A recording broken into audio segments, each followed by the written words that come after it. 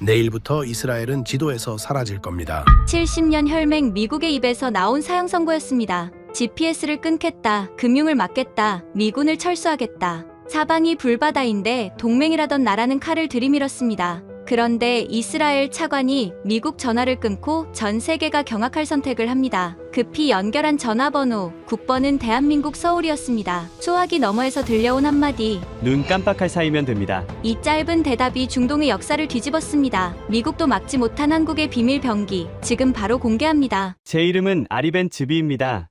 이스라엘 국방부 사무차관이자 30년간 조국의 안보를 책임져온 전략가죠. 저는 살면서 수많은 전쟁을 겪었습니다. 걸프전의 스커드 미사일, 하마스의 로켓포, 그 모든 위협 속에서도 저는 두 다리를 뻗고 잘 수 있었습니다. 우리에게는 아이언돔이라는 그 누구도 뚫을 수 없는 강철 우산이 있었으니까요. 하지만 그날 밤 저는 난생 처음으로 뼈에 사무치는 공포를 느꼈습니다. 텔아비브 지하 30m 국방부 지휘 통제실. 평소라면 냉철한 기계음과 타자 치는 소리만 들려야 할 이곳이 아수라장으로 변해 있었습니다. 메인 스크린에는 붉은 점들이 비 오듯 쏟아지고 있었어요. 방공 통제관의 목소리가 찢어질 듯 울려 퍼졌습니다. 목표 추적 실패, 레이더가 따라가질 못합니다. 놈들이 회피 기동을 하고 있어요. 속도가 마하 10을 넘었습니다. 이건 기존 로켓이 아닙니다. 저는 멍하니 화면을 바라봤습니다. 붉은 점 하나가 텔아비브 상공에서 궤도를 꺾더니 아이언돔의 요격 미사일을 비웃듯 따돌리고 시내 한복판에 꽂혔습니다. 쿵 하는 굉음과 함께 벙커 전체가 지진이 난 것처럼 흔들렸습니다. 천장에서 먼지가 쏟아져 내렸고 조명이 미친 듯이 깜빡거렸어요. 스크린 한 구석에 띄워진 요격 성공률 그래프가 곤두박질치고 있었습니다. 90%, 50%, 그리고 20%. 전설이 무너지는 데는 10분도 걸리지 않았습니다. 저건 단순한 미사일이 아니었습니다. 극초음속 활강체.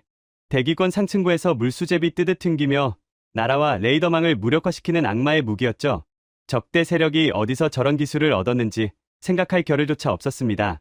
당장 막지 못하면 오늘 밤 이스라엘은 불바다가 될 테니까요.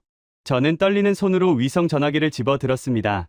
수화기 너머로 들려오는 신호음이 영겁의 시간처럼 느껴졌습니다. 상대는 리처드 콜, 미국 백악관 국가안보 부보좌관이었습니다. 그는 저와 10년을 알고 지낸 친구이자 워싱턴 내에서 가장 강력한 영향력을 가진 인물이었죠. 리처드 접니다. 상황이 심각합니다. 아이언돔이 뚫렸어요. 지금 당장 패트리어트, 최신형과 사드 배치가 필요합니다. 미 육함대의 지원 사격도 요청합니다. 제발 서둘러주세요. 제 목소리는 비굴할 정도로 떨리고 있었습니다.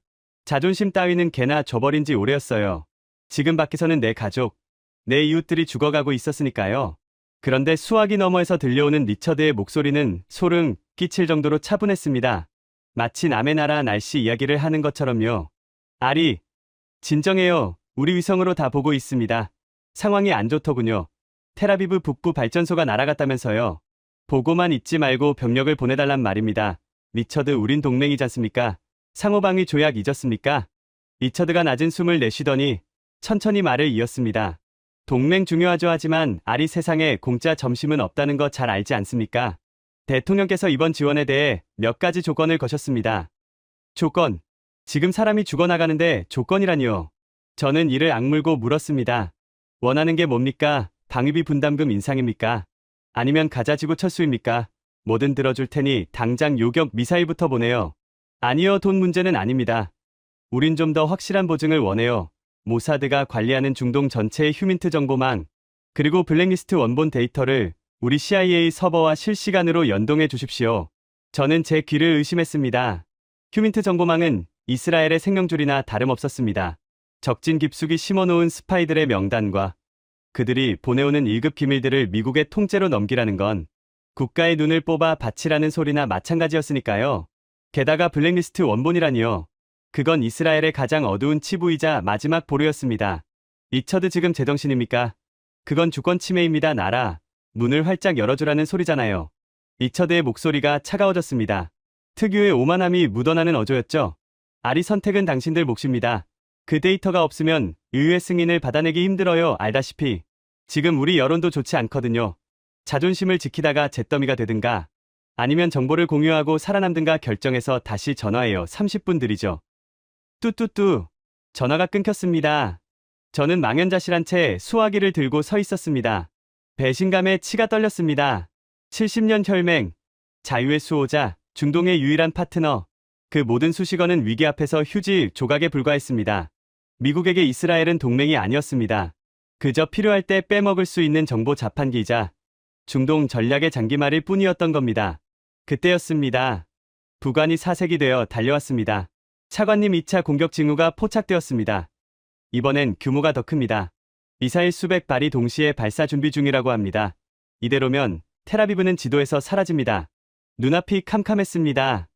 미국의 요구를 들어주면 우리는 나라의 영혼을 파는 꼴이 되고 거절하면 육신이 불타 없어질 판이었습니다.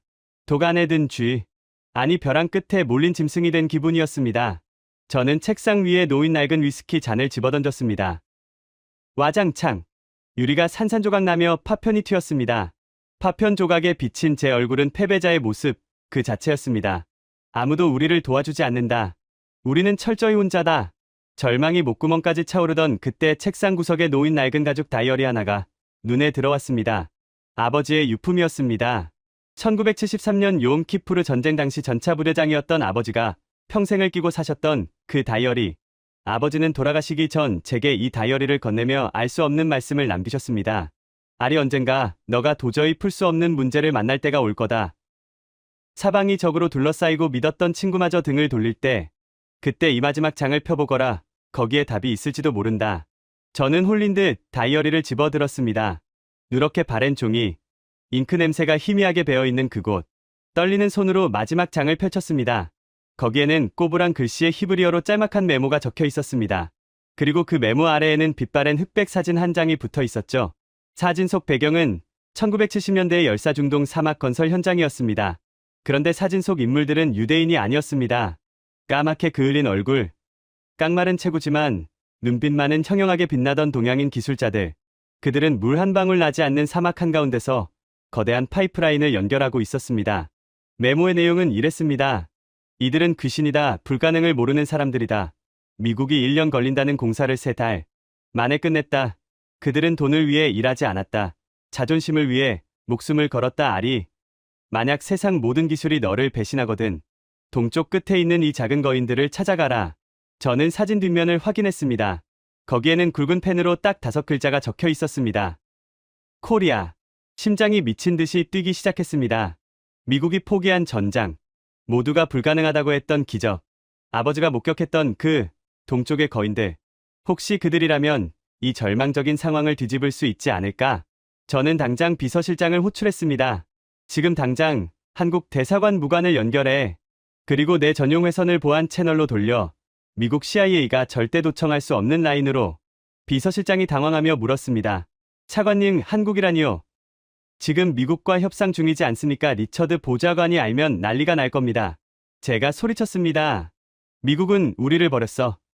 30분 뒤면 우린 다 죽어 지푸라기라도 잡아야 한단 말이다. 당장 연결해. 그것은 미친 짓이었습니다. 세계 최강 미국을 따돌리고 극동의 나라의 국가의 운명을 거는 도박이었으니까요. 하지만 저는 알 수 없는 확신에 사로잡혀 있었습니다. 아버지의 다이어리가 그 사진 속 동양인들의 눈빛이 저에게 말하고 있는 것 같았거든요. 우리는 포기하지 않는다라고요. 전화 원결음이 울렸습니다. 1번, 2번, 3번. 그리고 찰나의 침묵 뒤에 낮고 묵직한 목소리가 들려왔습니다. 여보세요, 대한민국 방위사업청 특사 한승우입니다. 벤, 집이 차관님 연락 기다리고 있었습니다. 소름이 돋았습니다. 제가 연락할 줄 알았다는 듯한 저 침착함. 마치 우리 상황을 꿰뚫어 보고 있는 듯한 태도. 저는 침을 꿀꺽 삼키며 물었습니다. 당신들, 막을 수 있습니까? 저 악마 같은 미사일을 막을 수 있냐고요? 한승우 특사가 짧게 대답했습니다. 눈 깜빡할 사이면 됩니다. 눈 깜빡할 사이. 그 짧은 대답이 텔아비브의 운명을, 아니 제 인생을 송두리째 바꾸게 될 줄은 꿈에도 몰랐습니다. 과연 한국이 말하는 눈 깜빡할 사이의 기적은 무엇일까요? 그리고 뒤늦게 이 사실을 알게 될 미국의 분노를 우리는 감당할 수 있을까요? 이제 주사위는 던져졌습니다. 이야기는 지금부터가 진짜입니다. 눈 깜빡할 사이면 됩니다. 전화기 너머에서 들려온 그 짧은 한마디가 제 귓가에 이명처럼 맴돌았습니다. 눈 깜빡할 사이. 미국 레이시온사의 기술진들이 최소 3달은 걸린다고 했던 시스템 복구를 순식간에 해결하겠다는 말. 그건 오만이거나 혹은 미친 자신감이었습니다. 하지만 저는 그 목소리에서 기이할 정도의 평온함을 느꼈습니다. 마치 내일 해가 뜨는 것이 당연하듯 요격도 당연하다는 듯한 말투. 전화를 끄는 저는 멍하니 허공을 응시했습니다. 벙커 안은 여전히 시끄러웠습니다. 참모들은 서로 고함을 지르며 미국과의 핫라인을 다시 연결하려 애쓰고 있었고, 전원판의 붉은 점들은 마치 악성 바이러스처럼 이스라엘 영토를 잠식해가고 있었죠. 그 아비규환 속에서 저는 다시 책상 위에 놓인 아버지의 다이어리로 시선을 돌렸습니다. 누렇게 바른 가족 표지. 곳곳이 달코해진 그 낡은 수첩이 마치 저에게 말을 거는 것 같았습니다. 저는 떨리는 손으로 다이어리의 중간 부분을 펼쳤습니다. 아버지가 1976년 사우디아라비아 주베일 산업항 공사 현장에서 남기신 기록들이었죠. 당시 아버지는 이스라엘 정보부 소속으로 신분을 위장한 채 중동건설 붐의 현장을 감시하고 계셨습니다. 1976년 8월 12일 섭씨 50도. 오늘도 미국 기술자 2명이 열사병으로 실려나갔다. 유럽 친구들은 이 더위엔 장비가 녹는다며 작업을 거부하고 철수했다. 현장은 조용하다 못해 죽음의 기운마저 감돈다. 모두가 실패라고 말했다. 이 사막에 거대한 항구를 짓는 건 신에 대한 도전이라고 했다. 하지만 저 동쪽에서 온 작은 체구의 사내들만은 달랐다. 그들은 짐을 싸는 대신 횃불을 들었다. 낮이 너무 뜨거워 일할 수 없다면 밤에 일하겠다며 수천 개의 횃불을 켜고 콘크리트를 들이부었다. 어둠 속에서 일렁이는 그 붉은 불빛들을 보며 나는 전율했다. 그들은 인간이 아니다. 사막의 유령이다. 저는 마른 침을 삼켰습니다. 사막의 유령. 아버지의 필체는 뒤로 갈수록 더욱 격정적으로 변해 있었습니다. 1976년 10월 폭풍우가 몰아치던 밤. 바다를 메우던 방파제가 무너질 위기였다. 미국 감독관들은 전원 대피 명령을 내리고 도망쳤다. 그런데 한국인들은 달랐다. 그들은 도망치는 대신 서로의 팔을 엮었다. 거친 파도가 들이치는데 인간띠를 만들어 바다로 뛰어들었다. 살려달라고 비는 게 아니라 죽더라도 이 둑은 지키겠다는 눈빛이었다. 그날 밤 나는 보았다. 돈이 아니라 자존심을 위해 목숨을 거는 민족이 있다는 것을. 그리고 그들은 기어이 해냈다. 미국이 3년 걸린다고 했던 공정을 단 6달 만에 끝내버렸다. 이건 기적이 아니다. 이건 도끼다. 아버지는 그날의 충격을 잊지 못하셨던 겁니다. 페이지 사이에서 툭 하고 무언가가 떨어졌습니다. 동전만 한 크기의 녹슨 쇳조각이었습니다. 자세히 보니 투박하게 깎아 만든 펜던트였죠. 뒷면에는 서툰 영어로 이렇게 새겨져 있었습니다. We can do it. 우리는 할 수 있다. 그리고 그 아래에 작게 새겨진 한글 이름 박일도. 아버지가 생전술에 취하시면 자주 하시던 말씀이 떠올랐습니다. 아리 내가 받은 훈장이 수십 개지만 내 인생 최고의 훈장은 이거란다. 그 한국인 반장이 떠날 때 내 손에 쥐어준 이 쇳조각 말이다. 그들은 약속을 목숨보다 귀하게 여기는 사람들이야. 저는 쇳조각을 손에 꽉 쥐었습니다. 차가운 금속의 감촉이 손바닥을 파고들었습니다. 그 순간 머릿속을 꽉 채우고 있던 안개가 걷히는 기분이었습니다. 미국은 우리에게 계산서를 내밀었습니다. 그들은 우리의 생명을 담보로 거래를 하려 했죠. 하지만 아버지의 기억 속 한국인들은 달랐습니다. 그들은 불가능한 상황에서도 약속을 지키기 위해 바다에 몸을 던졌습니다. 지금 우리에게 필요한 건 최첨단 무기 재원표가 아니었습니다. 바로 저 무모하리만치 뜨거운 의지. 우리를 거래해 대상이 아닌 지켜야 할 파트너로 봐줄 진짜 친구가 필요했던 겁니다. 저는 자리에서 벌떡 일어났습니다. 의자의 바퀴가 요란한 소리를 내며 뒤로 밀려났습니다. 참모들이 놀란 눈으로 저를 쳐다봤습니다. 차관님 어디 가십니까? 지금 백악관에서 다시 연락이. 저는 부관의 말을 잘랐습니다. 리처드에게 전에 30분 뒤에 다시 건다고. 그리고 지금부터 내 동선은 1급 기밀이다. 경호팀도 다 물러라고 해. 네, 하지만 차관님 지금 밖은 위험합니다. 미사일이 언제 떨어질지 모릅니다. 상관없어. 더 위험한 건 우리가 저 거만한 양키들의 노예가 되는 거야. 저는 벙커를 빠져나와 지하 주차장으로 향했습니다. 평소 타던 방탄 리무진 대신 구석에 주차된 허름한 업무용 세단을 골랐습니다. 시동을 걸자 낡은 엔진 소리가 지하 주차장을 울렸습니다. 핸들을 잡은 손에 땀이 찼습니다. 지금부터 제가 하려는 행동은 반역에 가까웠습니다. 미국 CIA는 분명 모사드의 통신망을 감청하고 있을 테고 텔아비브 시내 곳곳에는 그들의 정보원들이 깔려 있을 겁니다. 제가 한국과 접촉하려 한다는 사실을 알게 되면 그들은 수단과 방법을 가리지 않고 방해할 겁니다. 어쩌면 제 목숨을 노릴 수도 있겠죠. 하지만 저는 엑셀을 밟았습니다. 차는 미친 듯이 속도를 높여 벙커 출구를 빠져나왔습니다. 매캐한 연기가 자욱한 텔아비브의 밤거리, 멀리서 들려오는 앰뷸런스 소리와 타오르는 건물의 불빛이 지옥도를 그리고 있었습니다. 저는 백미러를 확인하며 골목길로 차를 꺾었습니다. 목적지는 벤 구리온 국제공항이 아니었습니다. 그곳은 이미 미국의 감시하에 있을 테니까요. 제가 향한 곳은 텔아비브 외곽에 폐쇄된 구 활주로였습니다. 과거 농약 살포용 경비행기들이나 쓰던 버려진 곳이었죠. 한승우 특사는 그곳을 접선 장소로 지정했습니다. 어떻게 한국이 이스라엘의 폐쇄된 활주로 정보를 알고 있는지조차 미스터리였습니다. 도착한 활주로에는 칠흑 같은 어둠만이 깔려 있었습니다. 가로등 하나 켜져 있지 않은 황량한 벌판. 저는 전조등을 끄고 숨을 죽였습니다. 함정일까? 혹시 미국이 파놓은 덫은 아닐까? 의심이 꼬리에 꼬리를 물던 그때였습니다. 밤하늘 저 멀리서 희미한 엔진 소리가 들려왔습니다. 제트 엔진의 날카로운 소음이 아니었습니다. 육중하고 묵직한 프로펠러 소리. 어둠 속에서 거대한 그림자 하나가 활주로로 내려앉고 있었습니다. 라이트 하나 켜지 않은 채 야간 투시 장비에만 의존해 착륙하는 고난도 비행. 바퀴가 지면에 닿는 소리조차 들리지 않을 만큼 부드러운 착륙이었습니다. 그것은 민간 화물기로 위장한 수송기였습니다. 동체 옆면에 칠해진 프레쉬 카고 신선 화물이라는 글자가 달빛에 희미하게 번들거렸습니다. 신선식품 수송기. 기가 막힌 위장이었습니다. 미국 위성도 저게 채소나 나르는 비행기라고 생각했겠죠. 비행기가 멈추고 뒷문이 천천히 열렸습니다. 그리고 그 안에서 한 남자가 걸어 나왔습니다. 단정한 슈트 차림에 서류 가방 하나를 든 남자. 한승우 특사였습니다. 그는 먼지를 일으키며 다가오는 제 차를 향해 가볍게 손을 흔들었습니다. 마치 친구를 마중 나온 사람처럼 여유로운 모습이었죠. 저는 차에서 내려 그에게 다가갔습니다. 심장이 터질 듯이 뛰었습니다.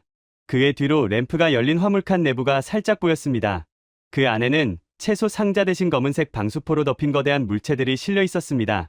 그것들이 뿜어내는 서늘한 금속의 기운이 50m 밖에서도 느껴질 정도였죠. 한승우 특사가 제 앞에 멈춰섰습니다. 그는 악수를 청하는 대신 제 손에 쥐어진 낡은 쇳조각을 바라보며 미소 지었습니다. 박일도 명장님이 만드신 거군요. 아버님께 드린 선물이 아직 여기 있었네요. 저는 숨이 턱 막혔습니다. 당신, 그걸 어떻게? 그분이 지금 제 뒤에 타고 계시거든요. 은퇴하신 지 10년이 넘었는데 이스라엘에 간다고 하니 링거줄을 뽑고 따라오셨습니다. 자기 친구의 아들이 위험하다는데 잠이 오겠냐면서요.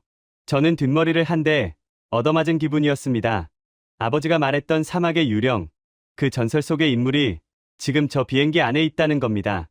70대의 노구가 되어 링거줄을 뽑고 이 전쟁터까지 날아왔다는 겁니다. 단지 친구의 아들을 돕겠다는 일념 하나로요. 한승우 특사가 시계를 확인하며 말했습니다. 차관님 감동은 나중에 하시죠. CIA 감청 위성이 이 지역 상공을 지나가기까지 정확히 12분 남았습니다. 그 안에 사라져야 합니다. 어디로 갑니까? 벙커로 돌아가나요? 한승우가 고개를 저으며 화물기 쪽을 가리켰습니다. 아니요, 한국으로 갑니다. 네, 한국이라니요. 지금 이스라엘을 비유란 말입니까? 백문이 불여의견이라고 했습니다. 차관님이 직접 눈으로 확인하셔야 합니다. 우리가 준비한 게 고철 덩어리인지 아니면 신의 회초리인지. 그는 제 눈을 똑바로 바라보며 덧붙였습니다. 그리고 결정적으로 리처드 보좌관이 알면 기절초풍할 물건이 하나 더 있습니다. 그건 여기서 보여드릴 수가 없거든요. 타시죠. 시간이 없습니다. 저 멀리서 사이렌 소리가 들려오기 시작했습니다. 아마도 제 이탈을 눈치챈 정보기관의 추격조일 겁니다. 저는 뒤를 돌아보지 않았습니다. 아버지의 낡은 다이어리를 품에 안고 유령들이 기다리는 비행기로 발걸음을 옮겼습니다. 이 비행기가 이륙하는 순간 저는 루비콘 강을 건너는 겁니다. 다시는 돌아올 수 없는 강을요. 과연 한국이 준비한 신의 회초리는 무엇일까요? 그리고 리처드가 알면 기절초풍할 물건의 정체는 대체 무엇일까요? 비행기의 램프가 닫히고 어둠 속으로 거대한 기체가 날아올랐습니다. 이제 목적지는 대한민국 서울입니다. 탑승 완료. 램프 올립니다. 꽉 잡으세요. 한승우 특사의 말이 끝나기가 무섭게 육중한 화물기가 굉음을 내며 활주로를 박차고 올랐습니다. 등이 시트에 파묻히는 강력한 중력 가속도, 창밖을 내다볼 틈도 없이 기체는 수직에 가깝게 솟구쳤습니다. 일반적인 여객기의 이륙과는 차원이 달랐습니다. 이건 마치 미사일 위에 올라탄 기분이었죠. 전술 이륙입니다. 지대공 미사일 사거리를 최단 시간 내에 벗어나기 위한 기동이죠. 놀라셨습니까?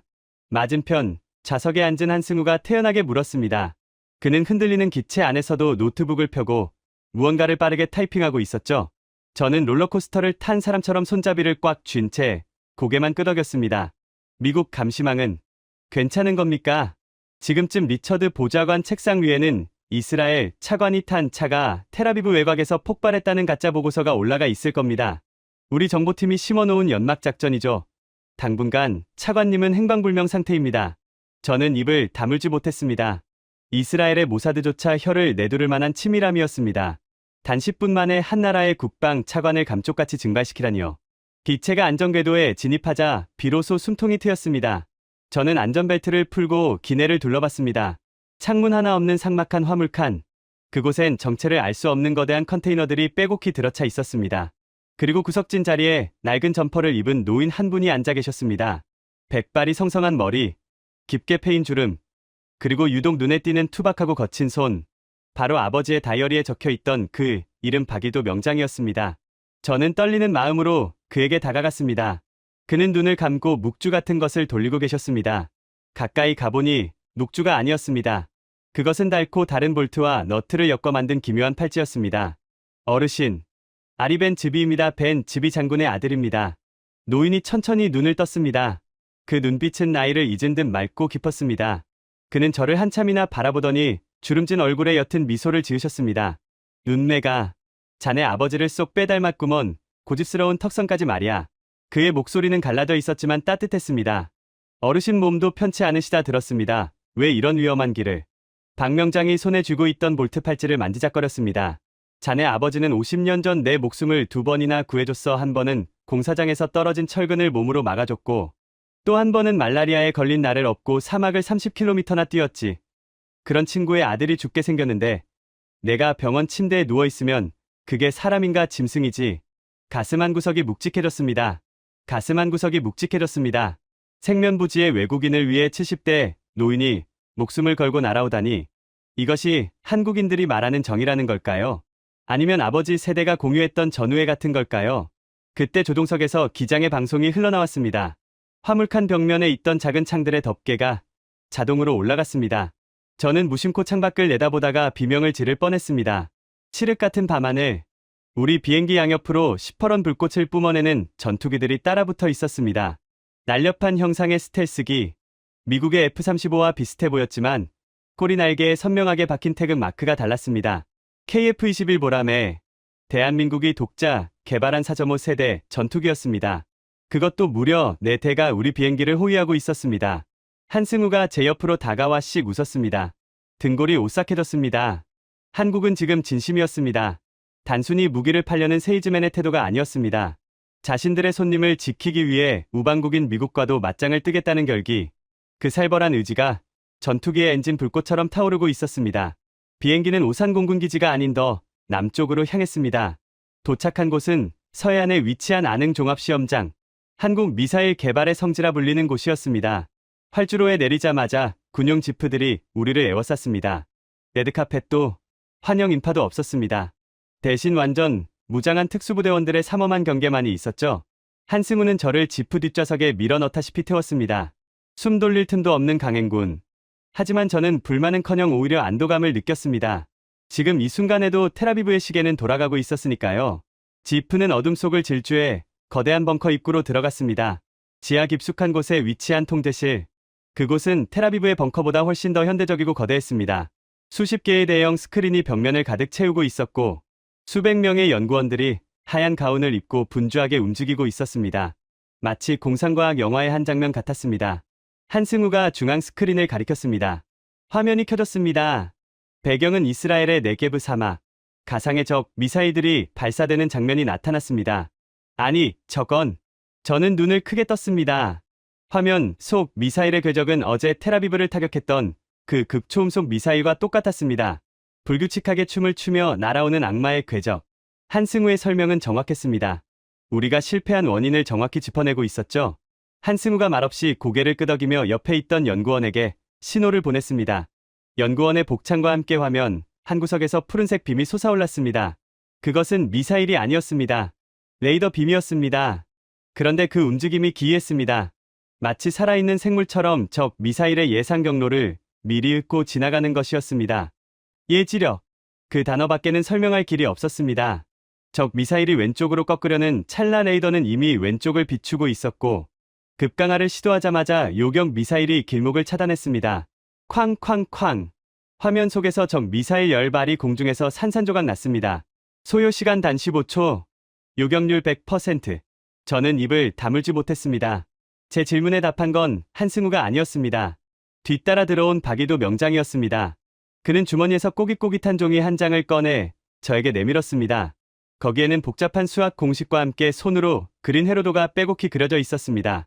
박 명장이 굵은 손가락으로 회로도의 한 부분을 짚었습니다. 그는 제 눈을 바라보며 덧붙였습니다. 생존 본능을 알고리즘으로 만들었다. 머리를 한 대 얻어맞은 것 같았습니다. 미국은 첨단 기술을 자랑했지만 한국은 그 기술의 절박함이라는 영혼을 불어넣은 겁니다. 죽지 않기 위해 연구하고 또 연구했던 세월의 무게가 저 시스템 안에 고스란히 담겨 있었던 거죠. 그때 한승우 특사가 심각한 표정으로 다가왔습니다. 손에 든 태블릿을 저에게 보여주었죠.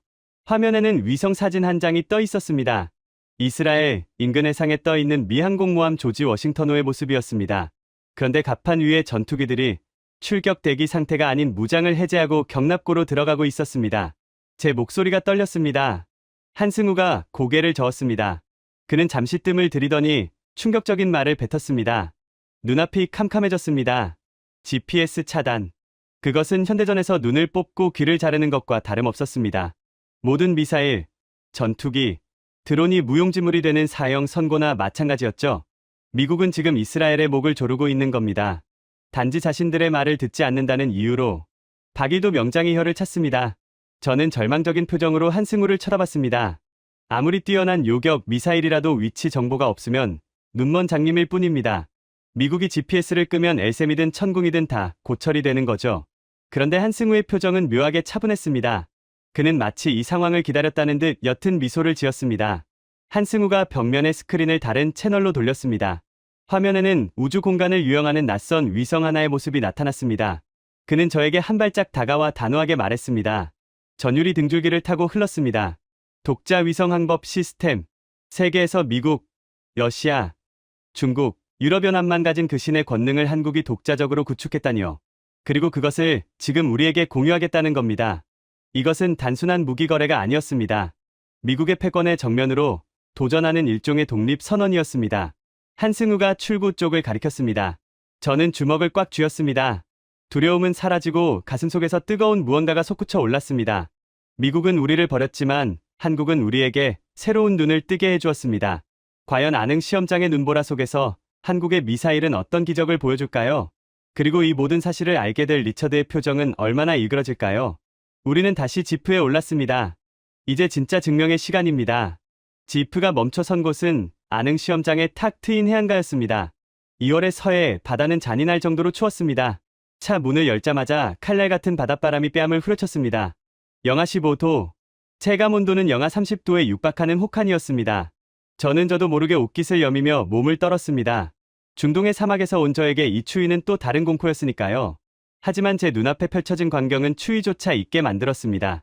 칠흑 같은 어둠 속 눈보라가 휘몰아치는 해안 절벽 위에 거대한 발사대, 차량들이 도열해 있었습니다. 마치 먹이를 노리는 맹수들처럼 포신을 하늘로 치켜 세운 채 침묵하고 있는 강철의 거인들. 천궁2 개량형과 한국 형사들아 불리는 엘셈 포대였습니다. 한승우 특사가 제 옆으로 다가와 입을 열었습니다. 입김이 하얗게 피어올랐습니다. 그는 눈보라 치는 하늘을 올려다보며 말을 이었습니다. 그의 말에서 강한 자신감이 묻어났습니다. 박이도 명장이 두꺼운 패딩 점퍼 주머니에 손을 찔러 넣은 채 투박하게 한마디 거들었습니다. 그때 통제실에서 무전이 들려왔습니다.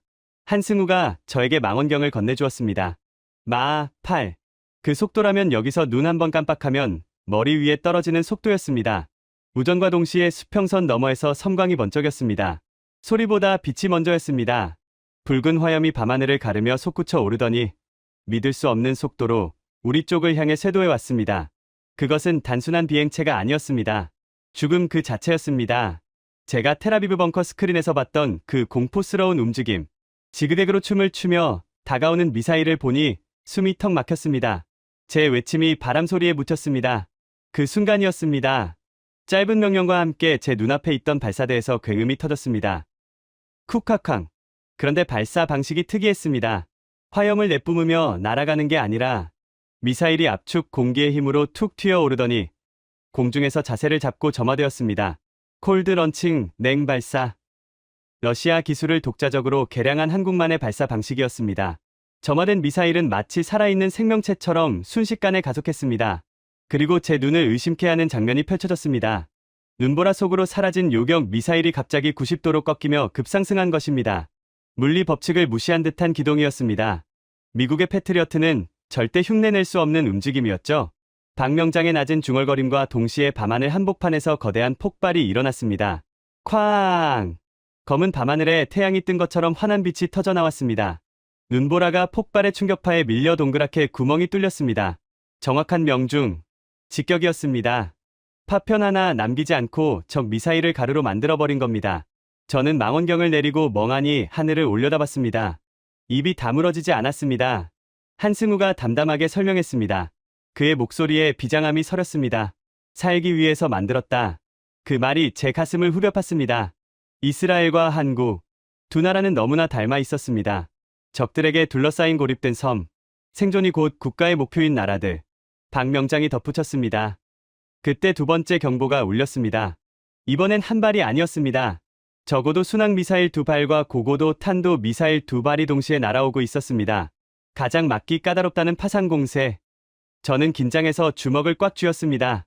아무리 뛰어난 시스템이라도 동시에 네 발을, 그것도 서로 다른 고도로 날아오는 걸 막을 수 있을까? 하지만 발사대는 당황하지 않았습니다. 마치 피아노 건반을 두드리듯 네 개의 발사관이 리듬감 있게 열렸습니다. 퉁퉁퉁퉁. 네 발의 요격 미사일이 시간차를 두고 튀어 올랐습니다. 그리고 각자 다른 방향으로 흩어졌습니다. 마치 약속이라도 한 듯 두 발은 바다 위를 스치듯 낮게 깔려 날아갔고 나머지 두 발은 수직으로 솟구쳤습니다. 잠시 후 밤하늘 곳곳에서 동시다발적인 불꽃놀이가 시작되었습니다. 펑펑펑펑. 네 번의 섬광, 네 번의 굉음. 단 한 발의 오차도 없었습니다. 눈보라 속에서 피어오른 네 개의 불꽃은 그 어떤 예술 작품보다 아름답고 처절했습니다. 그것은 완벽한 방패였습니다. 저는 다리에 힘이 풀려 주저앉을 뻔했습니다. 이것이 한국의 기술이구나. 세상이 케이팝에 열광할 때 이들은 보이지 않는 곳에서 이런 괴물을 만들고 있었구나. 저는 떨리는 목소리로 한승우에게 물었습니다. 한승우가 저를 부축하며 말했습니다. 눈시울이 뜨거워졌습니다. 미국은 돈을 요구하며 우리의 영혼을 내놓으라 했지만 한국은 과거의 은혜를 갚겠다며 방패를 내밀었습니다. 누가 진짜 우방입니까? 누가 진짜 동맹입니까? 저는 결심했습니다. 미국의 협박 따위는 두렵지 않다. 이 방패만 있다면 우리는 미국의 그늘에서 벗어나 진짜 독립을 할 수 있다. 그때였습니다. 한승우의 주머니에 있던 위성 전화가 요란하게 울리기 시작했습니다. 벨소리가 눈보라 소리를 뚫고 날카롭게 파고들었습니다. 한승우의 표정이 굳어졌습니다. 그는 전화를 받지 않고 액정만 확인하더니 저에게 보여주었습니다. 발신자 정보는 없었습니다. 하지만 메시지 한 줄이 선명하게 떠 있었습니다. 누가 보냈는지 직감할 수 있었습니다. 리처드 콜. 그가 알아챈 겁니다. 우리가 한국에 있다는 것을, 그리고 우리가 금기시된 거래를 하고 있다는 것을. 한승우가 전화를 주머니에 넣으며 차갑게 말했습니다.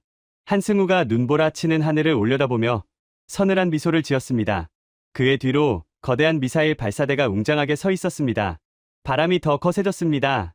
하지만 저는 더 이상 춥지 않았습니다. 제 가슴 속에는 안흥의 불꽃놀이가 남긴 뜨거운 열기가 타오르고 있었으니까요. 미국의 반격이 시작되었습니다. 하지만 우리에겐 아직 공개하지 않은 카드가 남아 있습니다. 전쟁은 지금부터입니다. 그 불길한 문자 메시지를 본 순간 제 심장은 쿵 하고 내려앉았습니다. 리처드 콜. 그가 드디어 칼을 빼든 겁니다. 안흥 시험장의 열기는 순식간에 식어버렸습니다. 제 아무리 뛰어난 미사일이라도 정치라는 거대한 벽 앞에서는 무력한 법이니까요. 우리는 서둘러 헬기에 올랐습니다. 다음 목적지는 창원이었지만 제 마음은 이미 텔아비브에 가 있었습니다. 헬기가 이륙하자마자 제 개인 암호 통신망으로 긴급 연락이 들어왔습니다. 화면 너머의 이스라엘 총리는 사색이 되어 있었습니다. 그의 뒤로 내각 장관들이 머리를 감싸주고 있는 모습이 보였습니다. 총리의 목소리는 떨리고 있었습니다.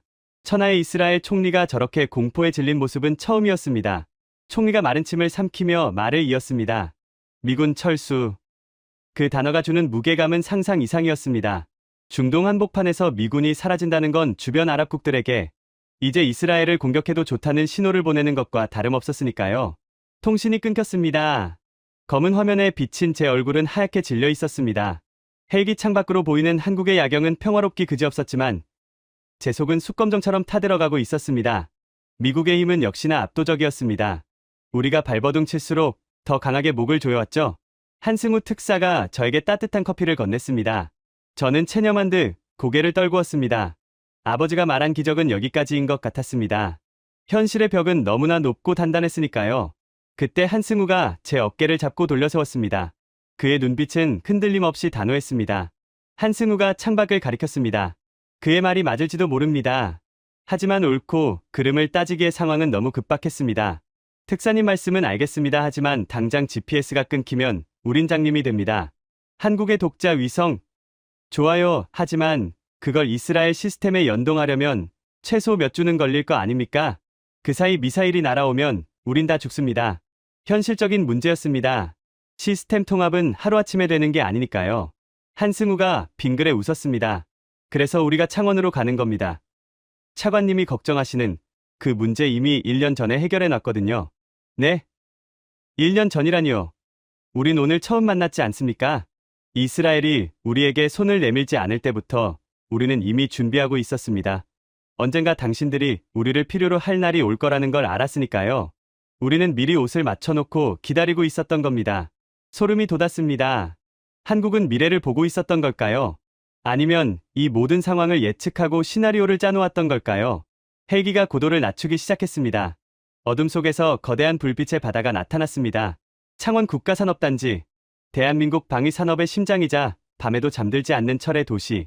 수백 개의 공장 굴뚝에서 뿜어져 나오는 하얀 연기가 도시 전체를 감싸고 있었습니다. 헬기가 한 공장의 옥상 헬기장에 착륙했습니다.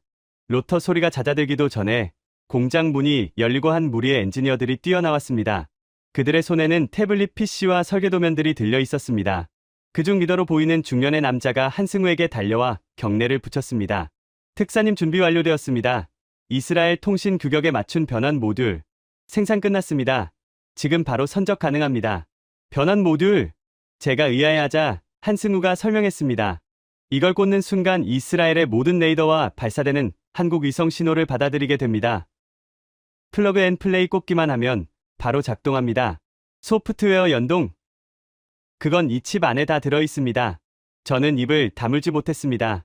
그들은 이미 칩까지 만들어 놓고 있었던 겁니다. 마치 우리가 올 것을 알고 있었던 것처럼. 한승우가 제 손에 작은 칩 하나를 쥐어주었습니다. 손톱만한 그 칩이 묵직하게 느껴졌습니다. 이게 있으면 미국의 GPS 차단은 무용지물입니다. 오히려 더 정밀해집니다. 센티미터 단위 오차까지 잡아내니까요. 이걸 들고 가십시오. 그리고 총리님께 보여주세요. 우리가 준비한 대답이 이거라고. 하지만 두려움은 여전히 남아 있었습니다. 이걸 가져간다고 해도 미국이 미군을 철수시키면요, 경제 제재를 가하면요, 우린 그걸 버틸 힘이 없습니다. 한승우가 저를 공장 안으로 이끌며 말했습니다. 차관님, 미국은 장사꾼입니다. 손해보는 장사는 절대 안 합니다. 이스라엘에서 철수한다고요? 천만에요. 그건 중동 패권을 포기한다는 소린데 미치지 않고서야 그럴 리가 없죠. 그건 그냥 겁주기용 허풍입니다. 그는 확신에 차 있었습니다. 마치 미국의 속마음을 훤히 들여다보고 있는 것처럼. 중요한 건 차관님의 의지입니다. 쫄지 마십시오. 당신들이 강하게 나가면 미국은 오히려 한 발 물러설 겁니다. 그들은 약자에겐 강하지만 강자에겐 약하거든요. 우리는 공장 내부로 들어섰습니다. 그곳에서 저는 또 한 번의 충격을 받았습니다. 새벽 3시가 넘은 시간. 하지만 공장 안은 대낮처럼 환했고 수천 명의 노동자들이 개미 떼처럼 움직이고 있었습니다. 용접 불꽃이 여기저기서 튀었고 거대한 크레인들이 쉴 새 없이 자재를 나르고 있었습니다. 단순히 기계를 만드는 공장이 아니었습니다. 그곳은 마치 거대한 생명체처럼 꿈틀대고 있었습니다. 이 사람들은 잠도 안 잡니까? 제 물음에 한승우 대신 박이도 명장이 대답했습니다. 그는 흐뭇한 표정으로 현장을 내려다보고 있었습니다. 참, 잘 시간이 어딨나. 우리 물건 기다리는 사람들이 전방에 깔려 있는데 내 자식 같은 군인들이 내 물건만 믿고 밤새 보초 서고 있는데 내가 어떻게 다리 뻗고 자나. 그의 말에서 묵직한 울림이 전해졌습니다. 우린 앞길 어긴 적 한 번도 없어. 그건 약속이 아니라 내 자존심이거든. 미국 놈들은 주말이라고 쉬고 휴가라고 쉬지만 우리는 전쟁 끝나기 전까진 휴가 없어. 그게 한국 방산이야. 저는 그들의 눈빛을 봤습니다. 피로에 절어 충혈된 눈. 하지만 그 눈동자 깊은 곳에서 타오르는 뜨거운 불꽃. 돈을 벌기 위해 일하는 사람들의 눈빛이 아니었습니다. 사명감. 누군가를 지키겠다는, 조국을 지키겠다는 비장한 사명감이 그 공장 전체를 휘감고 있었습니다. 그 순간 깨달았습니다. 미국이 우리에게 준 것은 계산서였지만 한국이 우리에게 주고 있는 것은 혼이라는 것을. 저 칩 안에는, 저 미사일 안에는 이 사람들의 피와 땀, 그리고 간절한 염원이 담겨 있었던 겁니다. 제 주머니 속 전화기가 다시 울렸습니다. 이번엔 총리가 아니었습니다. 발신번호 제한.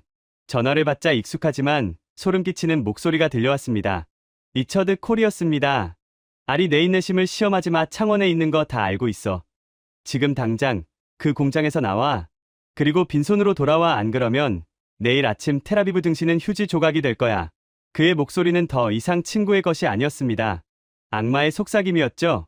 예전 같았으면 저는 공포에 질려 네 알겠습니다 하고 뛰어나갔을 겁니다. 하지만 지금은 달랐습니다. 제 눈앞에는 밤을 잊은 채 불꽃을 튀기는 수천 명의 한국인들이 있었고 제 손에는 그들이 만든 작지만 강력한 칩이 쥐어져 있었습니다. 그리고 제 가슴 속에는 박일도 명장의 자존심이라는 단어가 깊이 박혀 있었습니다. 저는 숨을 깊게 들이쉬었습니다. 그리고 난생 처음으로 리처드에게, 아니 거대한 제국 미국에게 반기를 들었습니다. 리처드 잘 들어. 나는 빈손으로 가지 않을 거야. 내 손에는 당신들이 절대 줄 수 없는 것이 들려 있거든. 뭐? 지금 제정신이야? 후회할 텐데. 후회는 당신들이 하게 될 거야. 우리를 버린 걸, 동맹을 협박한 걸 땅을 치며 후회하게 만들어주지. 저는 전화를 끊어버렸습니다. 손이 부들부들 떨렸지만 기분만은 날아갈 듯 상쾌했습니다. 이제 진짜 전쟁입니다. 총리실로 돌아가 이 칩을 꽂는 순간 우리는 미국의 노예에서 해방되는 겁니다. 하지만 과연 겁먹은 총리와 내각을 설득할 수 있을까요? 그리고 정말 한승우의 말대로 미국은 허풍을 떨고 있는 걸까요? 우리는 다시 공항으로 향했습니다. 이제 마지막 결전의 장소 텔아비브로 돌아갑니다. 그곳에서 저의 운명, 아니 이스라엘의 운명이 결정될 것입니다. 아직 끝나지 않았습니다. 진짜 기적은 이제부터 시작이니까요. 전화를 끊고 난 뒤에도 제 심장은 터질 듯이 뛰고 있었습니다. 거대 제국, 미국에게 정면으로 반기를 든 순간 두려움보다는 이상한 쾌감이 전신을 휘감았습니다. 하지만 현실은 여전히 냉혹했습니다. 리처드의 협박은 단순한 엄포가 아닐 수도 있었습니다. 당장 내일 아침 텔아비브 증시가 폭락하고 환율이 요동친다면 국민들은 공포에 질려 정부를 원망할 테니까요. 창원 공장을 나서는 제 발걸음이 무거워지려는 찰나 한승우 특사가 저를 공장 한 구석으로 이끌었습니다. 그곳은 거대한 소음과 열기가 가득한 조립 라인과는 사뭇 다른 분위기였습니다. 오래된 컨테이너 박스를 개조해 만든 낡은 휴게실. 벽면에는 안전 제일이라는 문구와 함께 1970년대, 80년대 공장, 노동자들의 흑백 사진들이 걸려 있었습니다. 그리고 그 중앙에 작은 재단이 하나 놓여 있었습니다. 향 냄새가 은은하게 퍼져나오는 그곳에는 앳된 청년의 영정 사진이 놓여 있었죠. 누구입니까? 제 물음에 박일도 명장이 쓴웃음을 지으며 대답했습니다. 그는 영정 사진 앞에 향로의 향을 하나 더 꽂았습니다. 내 큰아들이야. 20년 전에 갔어. 군대에서 훈련받다가 포탄이 터져서 가슴이 철렁했습니다. 자식을 잃은 아버지. 그것도 자신이 평생을 바쳐 만든 무기를 다루는 군대에서 아들을 잃다니요. 내가 만든 포는 아니었어. 수입산 낡은 박격포였지. 불량품이었어. 뇌관이 삭아서 터져버린 거야. 그때 내가 뼈저리게 깨달았지. 남의 나라 무기는 우리 자식들을 지켜주지 않는구나. 박 명장의 눈가가 붉어졌습니다. 그날부터 나는 미친놈처럼 일했어. 밥 먹는 시간도 아까워서 물에 밥 말아 마시고 화장실 갈 시간도 아까워서 요강을 갖다 놓고 일했어. 다시는 내 아들 같은 놈들이 엉터리 무기 때문에 죽게 만들지 않겠다고 맹세했거든. 그는 투박한 손으로 영정 사진을 쓰다듬었습니다. 손가락 마디마디가 휘고 굳은 살이 박인 그 손. 그것은 단순한 노동의 흔적이 아니었습니다. 자식을 잃은 아버지의 한이자 다시는 같은 비극을 반복하지 않겠다는 처절한 기도였습니다. 차관 양반, 이 공장이 왜 24시간 돌아가는 줄 아나? 돈 벌려고? 아니야. 여기 있는 기술자들 절반은 나처럼 사연이 있는 사람들이야. 동생을 잃고 친구를 잃고 전우를 잃은 사람들. 그들은 알고 있는 거야. 우리가 나사 하나 대충 조이면 전방에 있는 누군가의 아들이 죽는다는 걸. 저는 공장 밖을 내다봤습니다. 새벽 4시. 여전히 불꽃을 튀기며 일하는 사람들. 그들의 뒷모습이 다르게 보였습니다. 그들은 단순히 월급을 받기 위해 일하는 노동자가 아니었습니다. 그들은 전사였습니다. 보이지 않는 곳에서 쇠를 깎고 다듬으며 나라를 지키는 또 다른 군인들이었던 겁니다. 한승우 특사가 제 옆으로 다가와 조용히 말했습니다. 이게 한국 방산의 본질입니다. 차관님, 미국 로키드 마틴이나 보잉의 엔지니어들은 퇴근 시간이 되면 장갑을 벗습니다. 그들에게 무기 개발은 비즈니스이자 커리어니까요. 하지만 우리에게는 생존이자 속죄입니다. 속죄. 그 단어가 주는 울림이 컸습니다. 6.25 전쟁 때 우리는 소총 한 자루 못 만들어서 남의 나라, 무기를 빌려 싸웠습니다. 무기가 없어서 수많은 젊은이가 맨몸으로 적의 탱크에 뛰어들었죠. 그 한이 우리의 DNA에 새겨져 있습니다. 그래서 우리는 멈출 수가 없는 겁니다. 저는 주머니 속의 칩을 다시 꽉 쥐었습니다. 이 작은 칩 안에 담긴 무게가 느껴졌습니다. 단순한 반도체 덩어리가 아니었습니다. 박일도 명장의 눈물, 이름 모를 청년들의 희생, 그리고 대한민국이라는 나라가 겪어온 70여 년의 고통과 극복의 역사가 이 안에 압축되어 있었던 겁니다. 이스라엘도 비슷했습니다. 홀로코스트의 비극, 수많은 전쟁, 끊임없는 테러 위협. 우리 역시 다시는 당하지 않겠다는 일념으로 살아왔으니까요. 하지만 어느 순간부터 우리는 편안함에 취해 있었습니다. 미국이라는 거대 동맹의 그늘 아래서 스스로를 지킬 힘을 기르는 대신 로비와 외교에만 매달렸던 겁니다. 자체 기술 개발보다는 미국산 무기를 사오는 게 더 싸고 편하다는 논리로 우리 기술자들을 홀대했습니다. 그 결과가 오늘의 비극이었습니다. 제가 부끄러워졌습니다. 국방 차관이라는 작자가 안보를 핑계로 편한 길만 찾으려 했으니까요. 영장님, 이 칩 제가 가져가도 되겠습니까? 박 명장이 저를 보며 고개를 끄덕였습니다. 가져가게, 그리고 꼭 지켜주게. 자네 나라 국민들도 누군가의 귀한 자식들이잖아. 그들이 맘 편히 잠잘 수 있게 해주게. 그의 당부는 짧지만 강렬했습니다. 저는 고개를 숙여 깊이 인사했습니다. 명심하겠습니다. 반드시 지키겠습니다. 우리는 공장을 나섰습니다. 동이 트기 시작했습니다. 멀리 창원 앞바다 너머로 붉은 해가 솟아오르고 있었습니다. 밤새도록 멈추지 않았던 공장의 기계 소리가 마치 거인의 심장 박동 소리처럼 들렸습니다. 잠들지 않는 거인들, 대한민국, 이 작은 나라가 어떻게 세계적인 방산 강국이 되었는지 이제 알 것 같았습니다. 그들은 잠들지 않았기 때문입니다. 모두가 쉴 때 깨어 있었고 모두가 포기할 때 다시 일어섰기 때문입니다. 다시 비행기에 올랐습니다. 이제 텔아비브로 돌아가는 길, 제 마음가짐은 올 때와는 완전히 달라져 있었습니다. 두려움은 사라지고 확신이 자리 잡았습니다. 미국이 돈으로 우리를 올가매려 한다면 우리는 한국의 혼으로 맞서면 됩니다. 진정한 힘은 달러에서 나오는 것이 아니라 지키고자 하는 의지에서 나온다는 것을 이제 알았으니까요. 기내에서 한승우 특사가 마지막 브리핑을 시작했습니다. 텔아비브 도착 즉시 한국형 방호 시스템 설치팀이 투입될 겁니다. 이미 민항기로 위장한 기술진 200명이 현지에 도착해 대기 중입니다. 200명이요? 언제 그렇게? 어제 저녁 차관님이 출발하시자마자 보냈습니다. 저희는 허락을 기다리지 않습니다. 상황이 발생하면 일단 움직이고 봅니다. 골든타임을 놓치면 다 죽으니까요. 정말 무서운 사람들입니다. 이런 추진력과 실행력이라니. 그리고 차관님 텔아비브 공항에 내리시면 기자들이 진을 치고 있을 겁니다. 리처드 보좌관이 이미 언론에 정보를 흘렸거든요. 이스라엘 차관이 독단적으로 한국과 접촉해 동맹을 깨려 한다고요.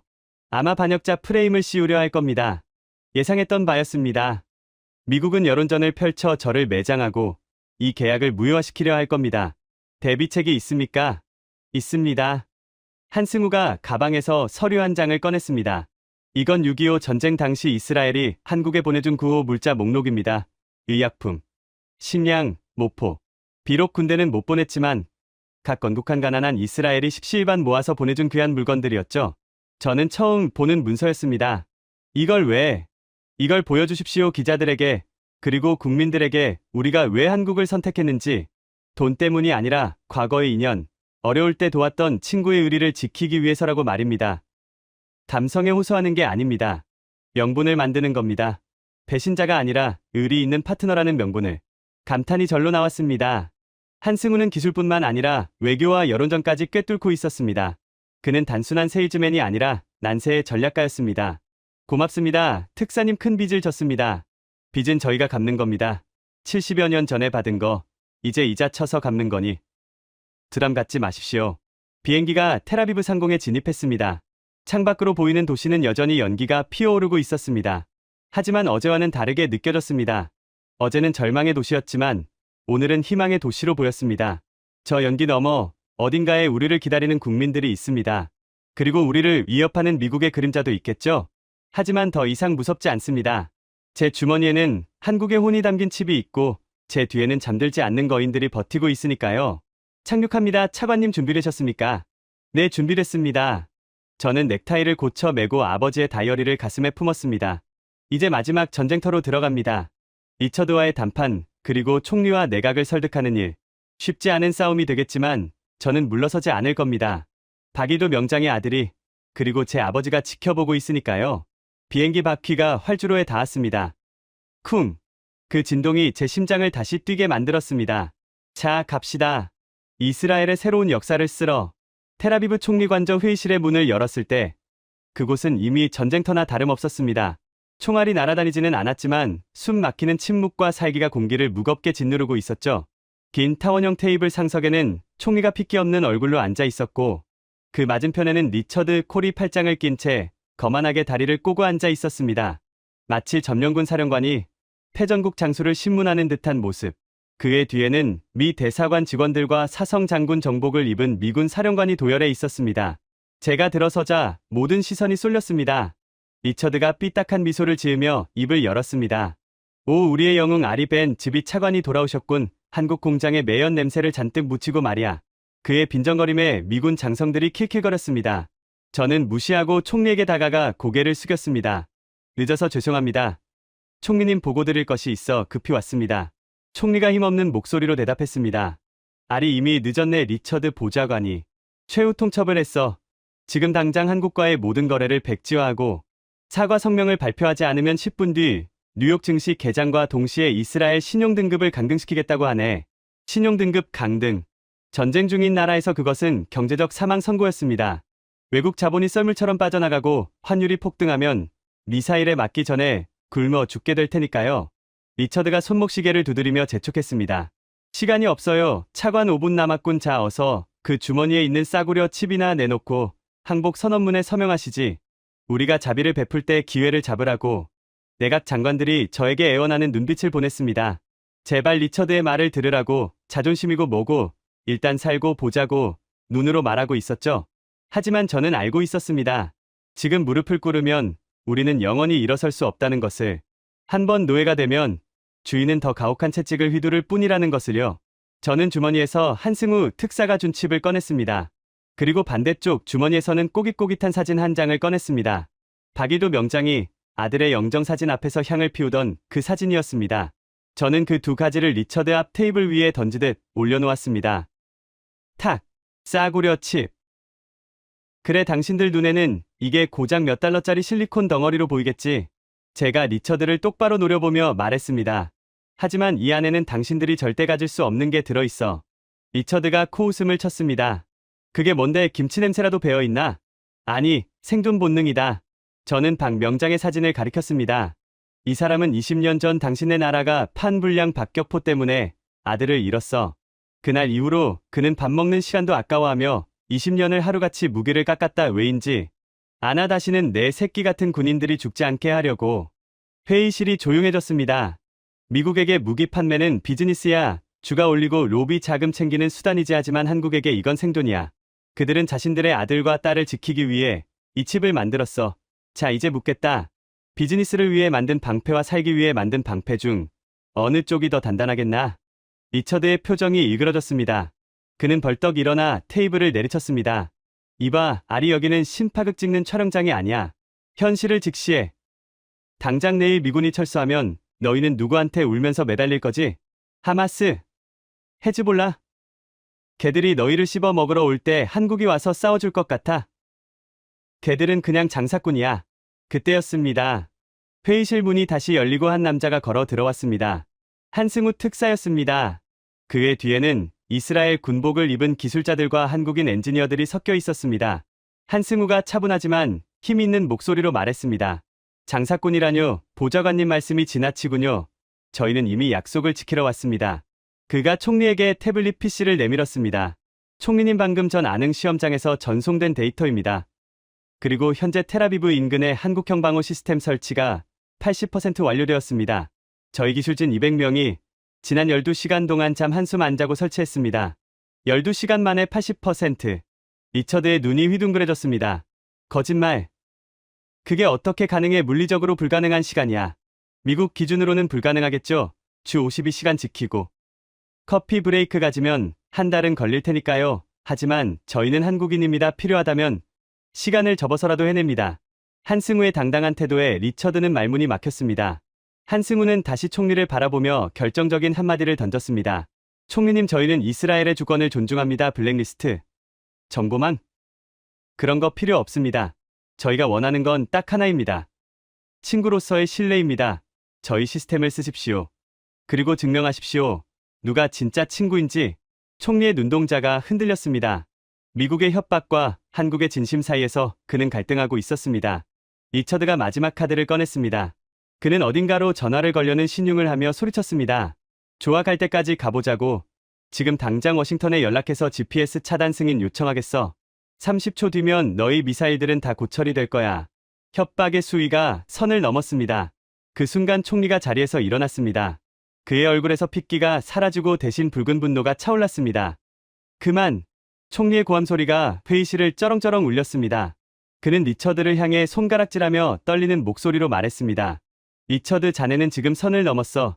감히 주권 국가의 총리 앞에서 협박을 해? 여기가 어디라고 생각하나? 여긴 이스라엘이야. 2000년 동안 나라 없이 떠돌면서도 굴복하지 않았던 민족의 땅이라고. 총리는 저를 바라보았습니다. 그의 눈빛이 달라져 있었습니다. 아리, 자네 말이 맞았어. 우리가 너무 비겁했네. 미국의 바짓가랑이를 잡고 구걸하는 동안 우리는 자존심을 잃어버렸어. 노예로 사느니 서서 죽는 게 낫지. 총리는 한승우 특사에게 다가가 손을 내밀었습니다. 특사님, 한국의 제안을 받아들이겠습니다. 지금 이 순간부터 이스라엘의 영공방어는 대한민국 시스템으로 대체합니다. 총리, 지금 미쳤어? 후회할 거야. 리처드가 악을 썼지만 이미 상황은 끝났습니다. 총리는 경호원들에게 눈짓을 했습니다. 미국 대표단을 정중히 모셔라. 회의는 끝났다. 리처드는 씩씩거리며 쫓겨나듯 회의실을 나갔습니다. 나가면서 그가 남긴 마지막 말은 저주에 가까웠습니다. 두고 봐, 내일 아침 해가 뜨기 전에 텔아비브는 불바다가 될 거야. GPS 없이 너희가 얼마나 버티는지 구경해주지. 문이 닫히고 회의실에 정적이 흘렀습니다. 우리는 해냈습니다. 하지만 기뻐할 틈이 없었습니다.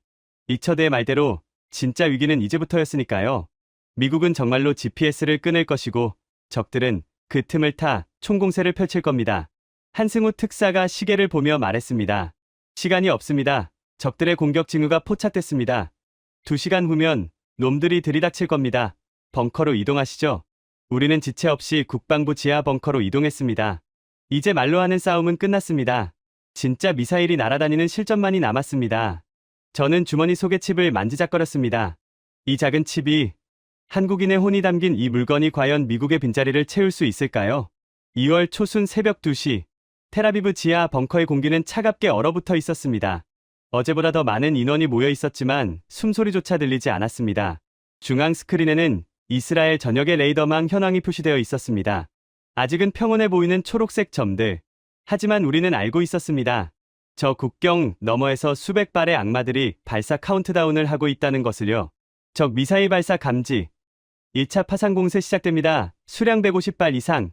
통제관의 다급한 외침과 함께 사이렌이 울렸습니다. 스크린의 초록색 점들이 순식간에 붉은색으로 바뀌며 텔아비브를 향해 쇄도하기 시작했습니다. 어제보다 2배, 아니 3배는 많은 물량이었습니다. 놈들은 우리가 방어 체계를 교체하는 혼란기를 노린 겁니다. 거리 300km 도달 시간 5분.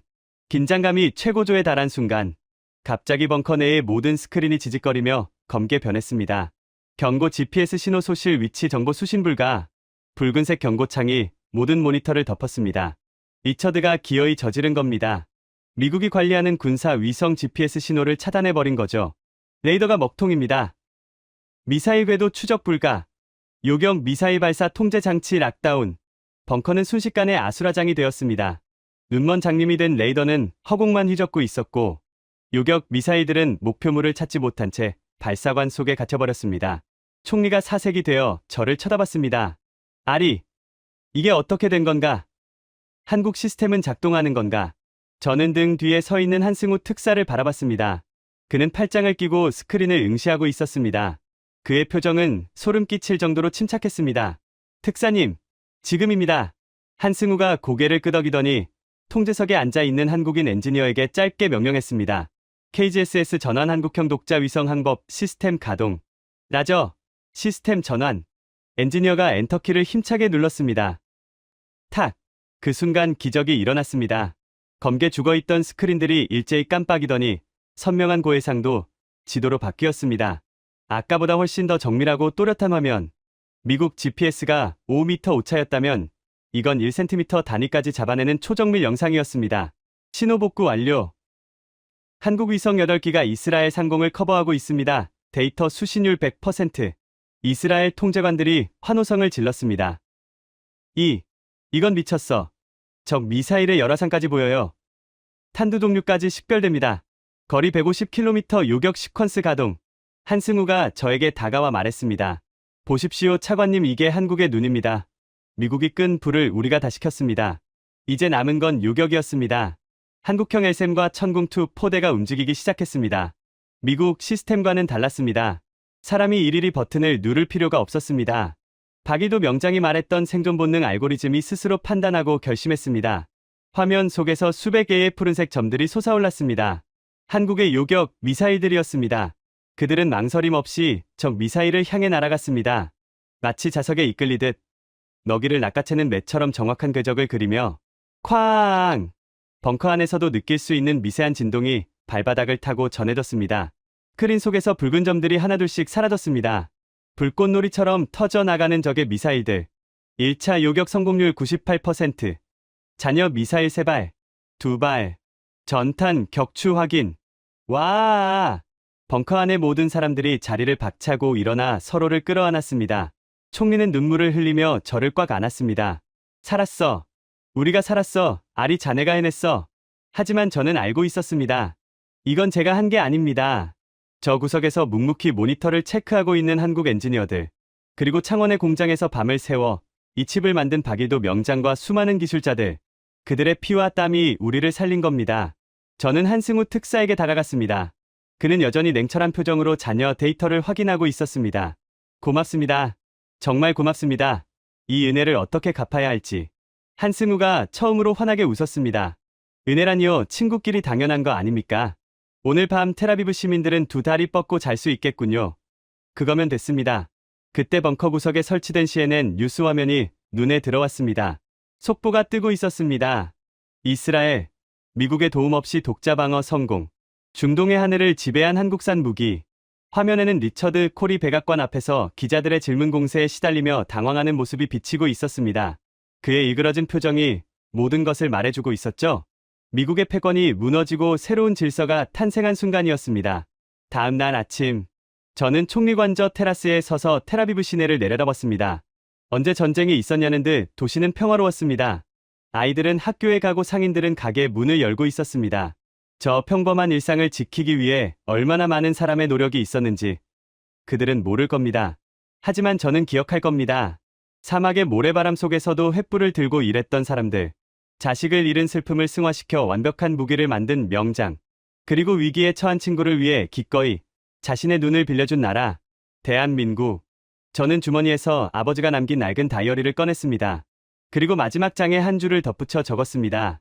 아버지가 옳았습니다. 동쪽의 거인은 실제했습니다. 그리고 그들은 우리에게 기적을 선물했습니다. 이제 이스라엘은 더 이상 미국의 눈치를 보는 약소국이 아닙니다. 우리에게는 진짜 형제가 생겼으니까요. 피보다 진한 의리로 맺어진 형제 말입니다. 지금까지 이스라엘을 지키는 대한민국 방산의 사연 어떠셨나요? 돈과 힘의 논리가 지배하는 냉혹한 국제사회에서 신의와 약속을 지키는 나라가 있습니다. 우리가 흘린 피와 땀이 이제는 누군가의 생명을 지키는 가장 단단한 방패가 되었습니다. 오늘 밤 텔아비브의 평화로운 하늘 아래 우리 기술자들의 노고가 빛나고 있습니다. 대한민국 방산에 응원을 보내고 싶다면 댓글로 대한민국 파이팅 6글자만 남겨주세요. 밤낮 없이 일하는 방산 역군들에게 전해드리겠습니다. 가슴이 뜨거워지셨다면 구독과 좋아요 부탁드립니다. 그리고 이 영상을 공유해주세요. 대한민국의 기술이 세계 평화를 지키고 있다는 사실, 아직 모르는 사람이 너무 많습니다. 여러분의 공유 하나가 대한민국의 진짜 위상을 세계에 알리는 힘이 됩니다.